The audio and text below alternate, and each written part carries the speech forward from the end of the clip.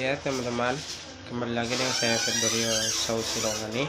Saya dari Universitas Kristen Indonesia Maluku, Fakultas Ilmu Komputer, Prodi Informatika, mata kuliah Sistem Operasi.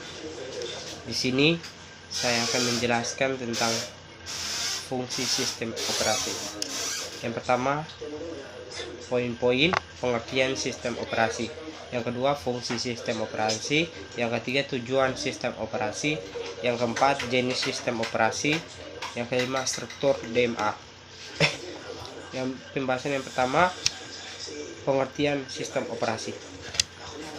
Sistem operasi adalah perangkat lunak sistem yang mengatur sumber daya dari perangkat keras dan perangkat lunak, serta sebagai daemon untuk program komputer. Yang berikut fungsi sistem operasi. Yang pertama, manajemen sumber daya komputer.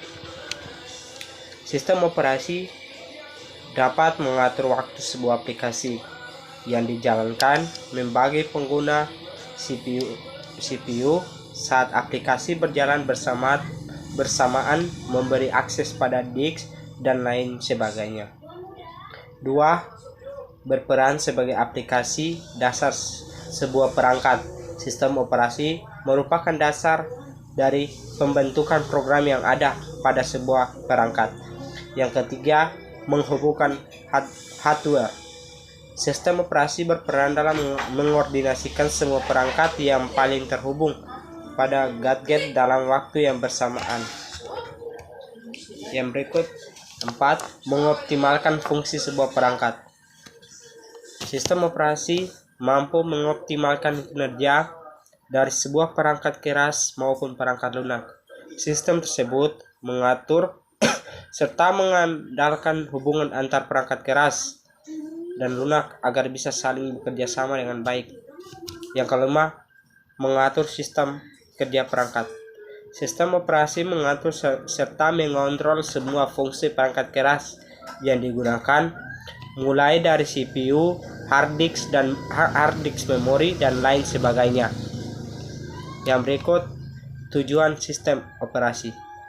Tujuan kita mempelajari sistem operasi sebenarnya agar kita dapat merancang atau membuat sendiri, serta juga dapat mengembangkan sistem operasi yang telah ada pada saat ini sesuai kebutuhan yang diinginkan. Yang berikut, jenis sistem operasi. Yang pertama, sistem operasi stand-only. Pada sistem operasi stand-only dapat digunakan oleh user maupun multi-user. Sistem operasi ini juga memiliki fitur-fitur yang cukup lengkap dan dapat berdiri sendiri. Yang berikut, sistem operasi Live CD. Live CD hanya membutuhkan perangkat CD atau DVD-ROM tanpa perlu menginstal secara permanen di komputer untuk menjalankannya. Yang berikut, sistem operasi embedded. Sistem ini langsung ditanam di komputer dan tidak berdiri sendiri, memiliki fungsi khusus dan spesifikasi khusus. Sistem operasi jaringan. Sistem operasi jenis ini dibuat khusus untuk mengenangi keperluan jaringan komputer. Yang berikut,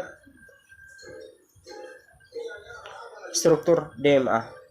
DMA, Direct Memory Cache, adalah suatu metode pengguna atau I/O di mana device langsung berhubungan dengan memori controller, langsung berhubungan dengan memori utama tanpa intervensi CPU. Sebuah prosesor khusus atau special processor yang berguna untuk menghindari pembebaan CPU utama oleh program I/O. Ada dua jenis DMA. Yang pertama, third party DMA yang menggunakan DMA controller yang terdapat pada metaboard yang mengajarkan proses. 2. First party DMA. Engineering DMA di mana proses dikerjakan oleh bagian logik di interface card.